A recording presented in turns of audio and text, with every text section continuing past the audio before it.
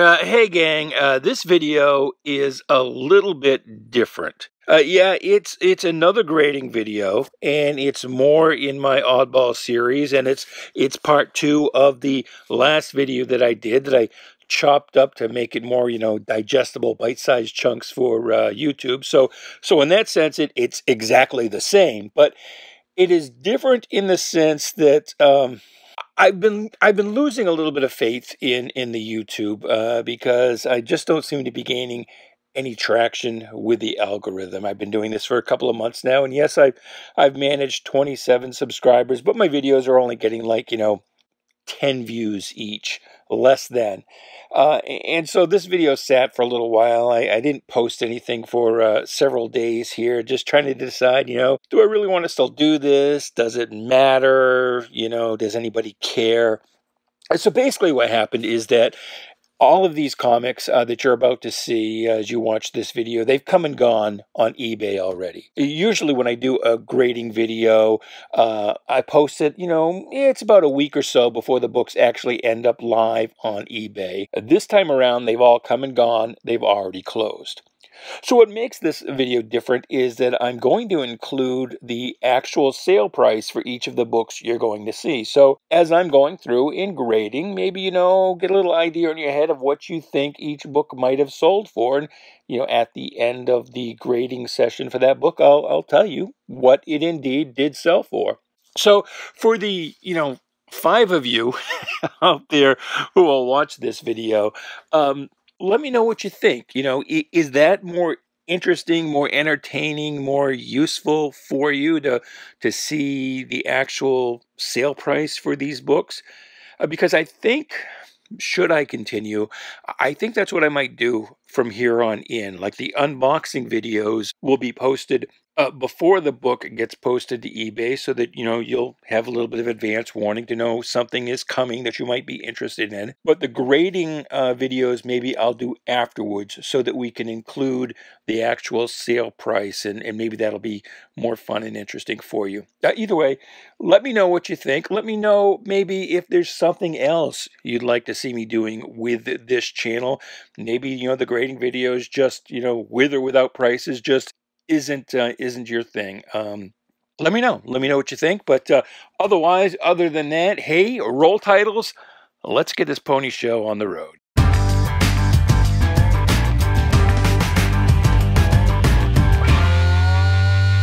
And superheroes. So this was obviously before Marvel and DC filed a joint trademark on the word superheroes. So technically, if you do a superhero comic book, you can't use the word superheroes.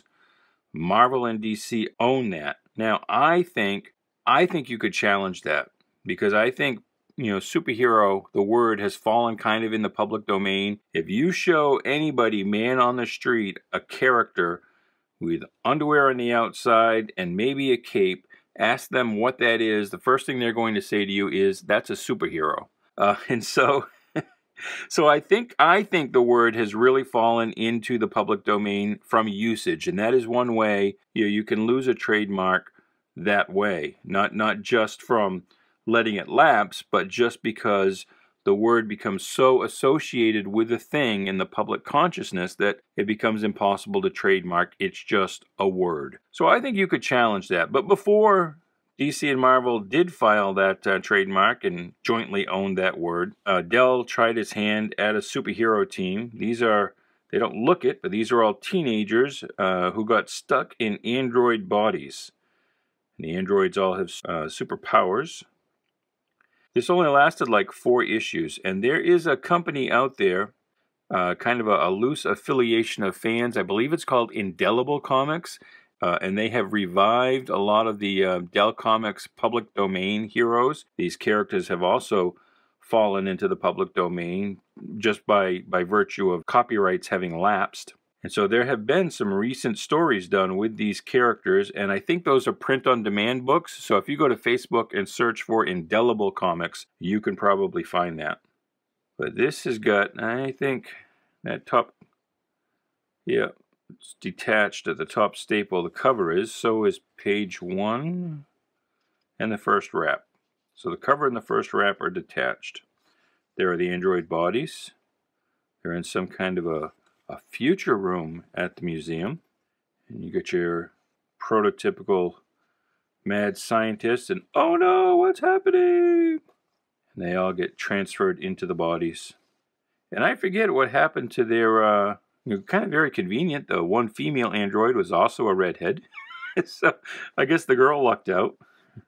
One of the guys kind of ended up with a bald android, so he wasn't so lucky. I forget what happened to their regular bodies. But you have some Dell superhero completists out there. There are only a handful of superheroes that Dell tried. And we're going to see another one of them in this stack. Sal Trapani is the artist. So, you got a little bit of a color fade right there. And you've got a bunch of stress marks. I would be inclined to call this book a 6. No, probably a 5.5 because there's quite a few stress marks here. And you've got the fold here, blunting there. Yeah, this would probably be a 5.5. But with the cover detached and the first wrap detached, I think I'm going to call that a 5.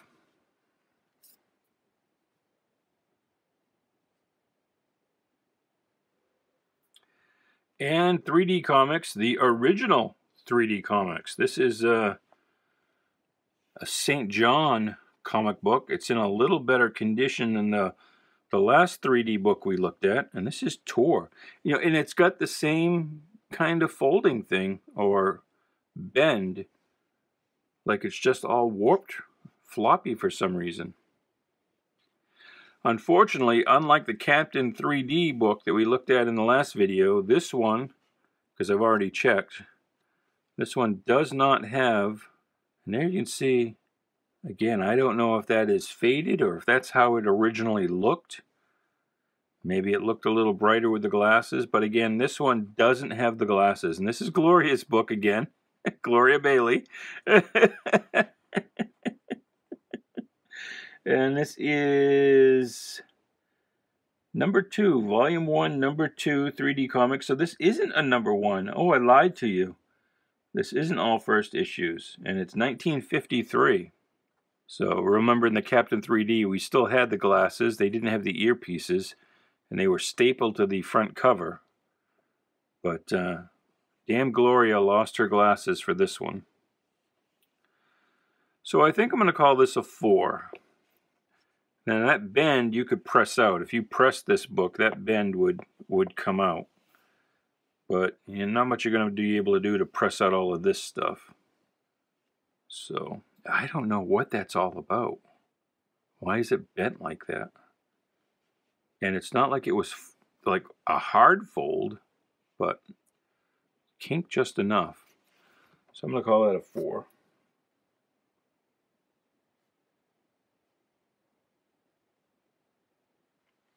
And TOKA the Jungle King, and this is another Dell book where basically Dell was trying to imitate Tarzan because Western got to keep Tarzan in the divorce. You can see this, somebody stuck a 15-cent sticker over the original 12-cent price. So this was probably in a resale shop of some kind at some point. Kind of tanning on the inside covers. See, you tell me that doesn't look like Tarzan. No, it's not. It's TOKA. And I guess TOKA is probably more Central American, I'm guessing here by the skin tones.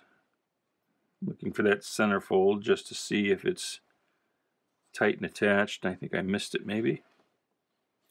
Missed it again. Well, I'm glad I looked because the centerfold is detached from the bottom staple. Next wrap looks okay. So I think, this is just general wear. There's not a lot of really tears or bends, but it's just got a kind of it's kind of unpresentable just because of the general wear. And you got kind of if you hold it right in the light, you can see there's a little kind of a stain or something there. So I'd be inclined to call this a a 5.5, maybe on a good day a 6, probably a 5.5, because you've got some, again, light folding here. Call it a 5.5, but with the centerfold attached to the bottom staple and that sticker, I think I'm going to go to a 4.5. A 4.5 on that book.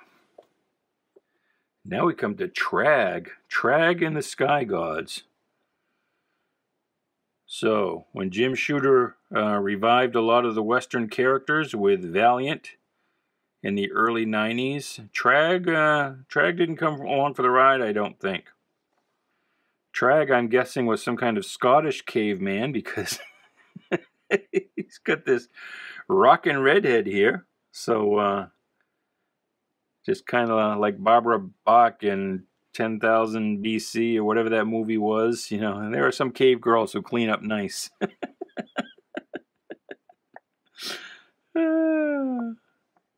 But it's all tight inside. Sea monkeys. And so it looks good. Got a couple of stresses here. Not really breaking color, but there. A little bend here. Some bending up here. Back cover looks okay. The inside was tight and nice. Got some blunting up there. I think we can probably call that an 8. Well, these are a little heavy. 1, 2, 3. Cushion, and there's a little ding down here, but if you put your thumb over it, if you want to stand with your thumb over it for the rest of your life, it's a 9. But yeah, I think I'm gonna adjust a little heavy. A little heavy there on that top staple. And then with the blunting here on these top and bottom corners, I think I'm going to end up going to a 7.5. I could get away with an 8 and probably not draw too many complaints. But I think I better be safe and go with a 7.5.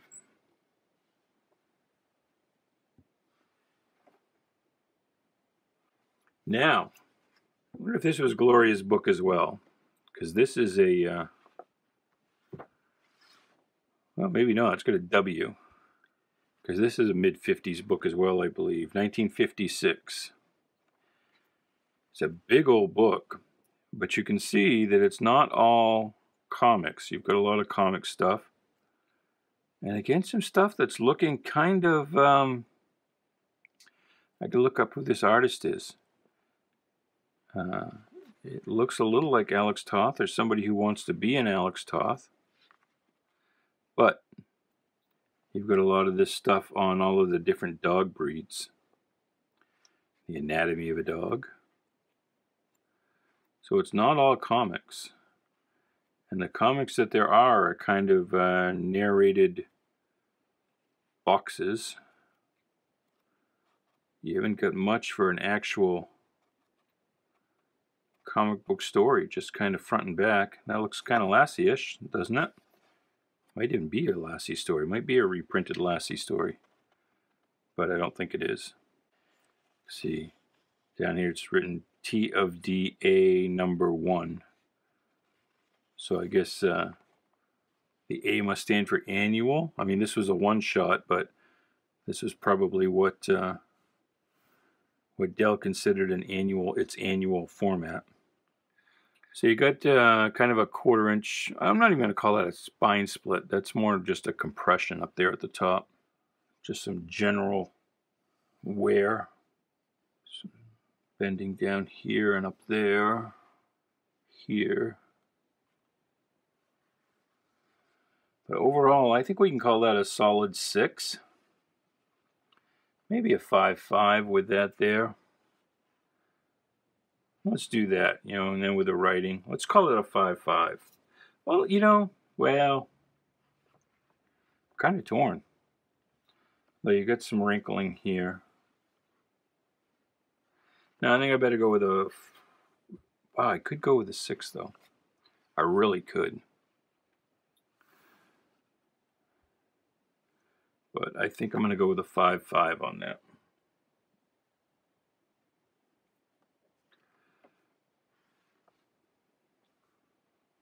And this Treasury of Horses, now this one is a little better looking copy. It's got a lot more cover gloss, but it's got this, like this white paint smeared right there, or something. And this top corner is a little rougher than the other one even. But because it's a colored cover and not all white, it presents nicer, and it genuinely has more actual gloss still. And this is kind of the same thing. You got a lot of narrated captions, not a lot for actual comic stories. And then I think you're going to have a lot of not as much with the dog book as far as well, no, I guess you do. You've got a lot of stuff on different breeds of horses. So this is 1955. This was Gloria's book. See the GB there? So probably the dog book was as well, but Gloria didn't write her name in the dog book. She did, however, claim the horse book. So I think I'm going to call this a 5.5 as well. Again, it's got that little paint smear, and maybe I could go down to a 5. Yeah. But it's got nice gloss. So this is kind of splitting the difference, because this book kind of has less in the way of damage than this book. You can see those top corners. The spine's a little rougher on the horse book. But the horse book has more cover gloss. It just looks newer. It just looks newer and nicer than the dog book, even though the dog book has less in the way of genuine damage. But I am going to call them both 5.5s. And here's another Star book, Wally the Wizard. This is by Bob Balling. Wow, Bob Balling was the guy who's probably most famous for doing Little Archie. I don't think Wally lasted very long. The Star line was really a it was kind of an impressive line. And you call it a kid's book, but there are more words per page on this than most modern Marvel comics. So, I mean, the kids weren't being, talked down to. They weren't dumbing it down for them, really. I like how the page numbers are in Roman numerals. That's kind of cute. But you got a little ding here. Some general blunting. Those other Star books I graded at a 9. I think this one I'm going to do is a... I think that one's probably closer to an 8.5.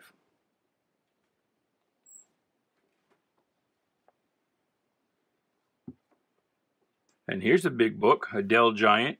Now you got to be careful, because there is actually a series called Dell Giant, and there were like, I don't know, 55 some odd books in that line, but I believe this one is actually Walt Disney's Donald Duck in Disneyland #1, kind of a one-shot. And this is the Disneyland in California. This is 1955, so this would have been not long after Disneyland actually opened. You got a little map of Disneyland there. Now, for those of you who live in California and maybe go to Disneyland fairly often, I wonder, how close is this map to what is on the ground still today? How much has Disneyland changed over the years? This might even have been sold in the theme park. Now you can see our spine here is kind of rolled and compressed. But beyond that, it's a pretty good looking book. Pages are nice. Is that actual Walt? Nope, it's just a regular old tour guide showing the characters around the park. Had a little Daniel Boone action going on there. So I think I'd give this a 5. I would, you've got some kind of, and as I bend it in the light, you can probably see the kind of, I won't really say wrinkling, but you've got some, that cover's not real super flat. You get a lot of indentations here from who knows what, little pock marks. I might be inclined to call this a 6 or a 5.5, but I think with this spine being rolled like that, do I have to go all the way down to a 5? Yeah, I think you've got kind of almost a subscription crease here. It's obviously not, but you've got a fold down the middle. You've got all these indents and pock marks and the spine roll. So I think I'm going to end up calling that a 5. Though I really could call it a 5.5, and a lot of people might even call it a 6. But it's really kind of more of a spine crush than a spine roll, really. You know what? Fuck it, I'm going to call that a 5.5.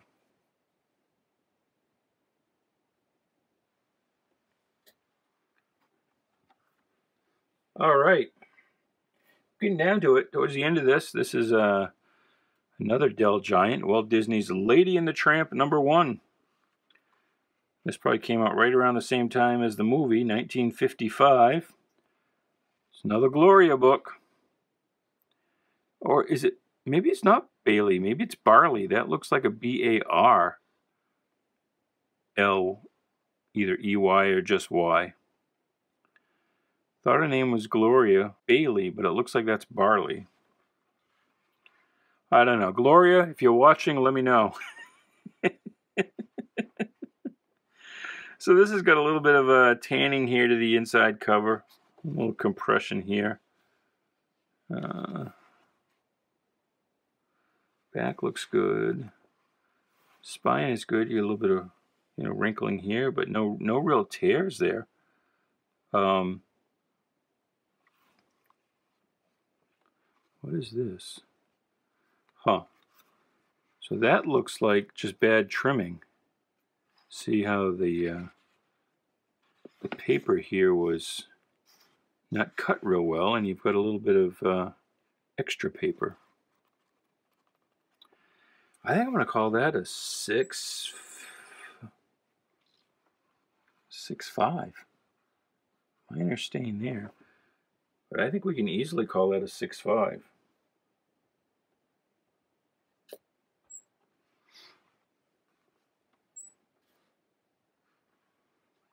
And this book is even nicer. Well, no, it's not actually. You got this junk going on down here. You got a 1/4-inch spine. It's not even really a spine split. It's more of a spine tear. But other than that, I mean, that's almost an 8, 8.5. But then you're like, oops, oopsies, look at that. That's some grossness.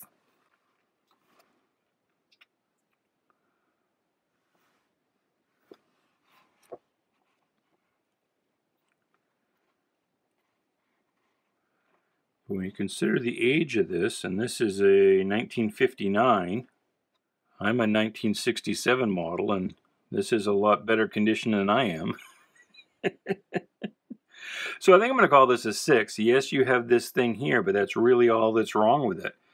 Everything else, and that would be, except for a couple of tick marks there, this could be an 8, 7.5 anyway. So I think I'm going to end up calling that a 6.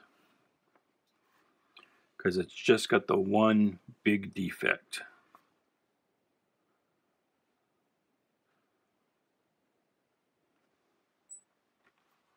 And this is it. This is the last book, and this is, I mentioned Dell tried its hand with some other superheroes, and it actually did the Universal Monsters, Frankenstein, Dracula, and the Werewolf. I don't think there was a mummy book. But certainly Frankenstein, Dracula, and the Werewolf, it made superheroes out of them. The only superhero, super spy in the world. Well, I probably challenge that. It's the origin of Werewolf. So you got some tick marks here, kind of right there, kind of progressing a little past tick and stress to actual tear. You got this corner is folded, wrinkling there. Inside looks okay. The last page. The artwork is kind of bland. So I guess werewolf isn't an actual wolf. He's got a dog with him, but he's this all black thing? Don't know. Centerfold looks good though. Werewolf number 1, 1966. And I think I'm going to call this 5.5 as well. Even with the heavier stress marks here, I would probably call it a 6. But for that corner being folded back. That's a pretty heavy fold. What is his real identity? I don't know. You have to read it to find out. You're going to have to buy it and read it. But I'm going to call that a 5.5. And that is it, my friends. That is everything. That is all of those kind of oddball first issues. We'll be back soon with another grading video or an unboxing video, or maybe I will even eventually, at long last, get into actual comic book reviews, which was the reason I started this channel. And I'm almost 45, 50 videos in. I haven't done a review yet. So, anyway, until next time, goodbye, good luck, and please be good to each other.